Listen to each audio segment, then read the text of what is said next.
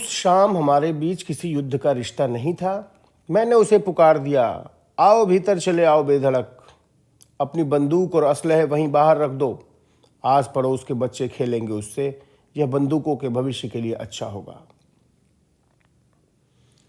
वह एक बहादुर सैनिक की तरह मेरे सामने की कुर्सी पर आ बैठा और मेरे आग्रह पर होठों को चाय का स्वाद भेंट किया और कहा, और कहो, कहाँ से शुरुआत करें। उसने गहरी सांस ली जैसे वह बेहद थका हुआ हो और बोला, उसके बारे में कुछ बताओ। मैंने कहा, उसका नाम समसारा है।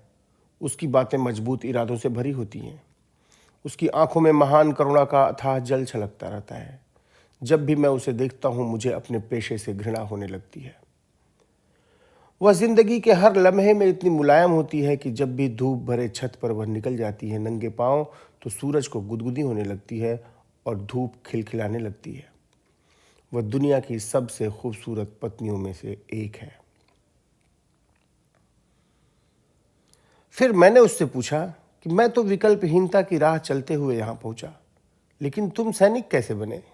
क्या तुम बचपन से देशभक्त थे? वह इस मुलाकात में पहली बार हंसा, मेरे इस देशभक्त वाले प्रश्न पर, और स्मृतियों को टटोलते हुए बोला, मैं एक रोज भूख से बेहाल अपने शहर में भटक रहा था, तभी उधर से कुछ सिपाही गुजरे। उन्होंने मुझे कुछ अच्छे खाने और पहनने का लालच दिया और अपने साथ उठा ले गए। उन्होंने मुझे हत्या करने का प्रशिक्षण दिया, हत्यारा बनाया, हमला करने का प्रशिक्षण दिया, आतताई बनाया। उन्होंने बताया कि कैसे मैं तुम्हारे जैसे दुश्मनों का सिर उनके धड़ से उतार लूं, पर मेरा मन दया और करुणा से न भरने पाए। उन्होंने मेरे चेहरे पर खून पोत दिया, कहा कि यही तुम्हारी आत्मा का रंग है। मेरे कानों में हृदय विदारक चीख भर दी, कहा कि यही तुम्हारे कर्तव्यों की आवाज है। मेरी पुतलियों पर टांग दिया लाशों से पटी युद्ध भूमि और कहा कि यही तुम्हारी आंखों का आदर्श दृश्य है। उन्होंने मुझे क्रूर होने में ही मेरे अस्तित्व की जानकारी दी। यह सब कहते हुए वह लगभग रो रहा था। आवाज में संयम लाते हुए उसने मुझसे पूछा, और तुम किसके लिए लड़ते हो?